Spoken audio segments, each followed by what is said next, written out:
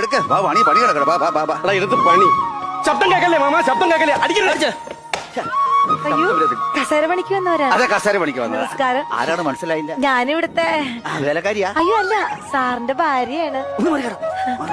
ഏയ് എന്താ? ഒന്നും കൊണ്ട് നിന്നേ. ഓ ദൈവമേ, അയ്യോ അനുഗ്രഹിച്ചിരിക്കുന്നു. എന്താണോ കാര്യം? സത്യത്തിൽ ഒരു കാര്യം ചോദിക്കൊണ്ടൊന്നും തോന്നരുത്. ഓ ആ കാലര എങ്ങനെ സഹിക്കുന്നു?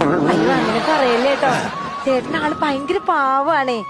പിന്നെ ഈ പട്ടാളത്തിലൊക്കെ ആയിരുന്നല്ലോ, അതുകൊണ്ട് ഇത്തിരി കർക്കശക്കാരനാണ്. തിരിയല്ല, ഉത്തരത്തിനുണ്ട് ഉത്തരത്തിനും. എന്തോന്ന് ഈ പറഞ്ഞ കർക്കശം.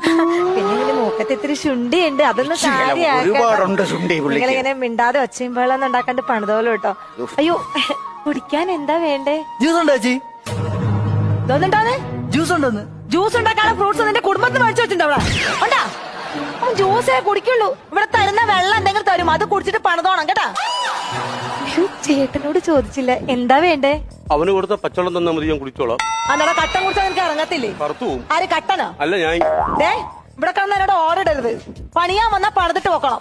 മര്യാദക്ക് രണ്ടും കൂടി ഇവിടെ നിന്ന് പണിതോ, അല്ലാണ്ട് ഞാൻ തരുന്നത് കുടിക്കാതൊക്കെ വേറെ ഓർഡർ ചെയ്യാൻ നിൽക്കരുത് കേട്ടാ. അയ്യോ ഇവിടെ എന്താ വേണ്ടത്? അയ്യോ ദൈവത്തോർത്ത് ഒന്നും വേണം അങ്ങനെ പറയല്ലേ. എന്തെങ്കിലും നിർബന്ധമാണെങ്കിൽ കുറെ വിഷം കലക്കുണ്ടാകും, കുടി മോര് പോലെ കുടിച്ചോളാം. എന്താ? ഒന്ന് കേറി പോകത്തള്ളേ. അതെ ഇവിടെ കിടന്ന് ഒച്ചയും ബഹളം ഉണ്ടാക്കരുത്.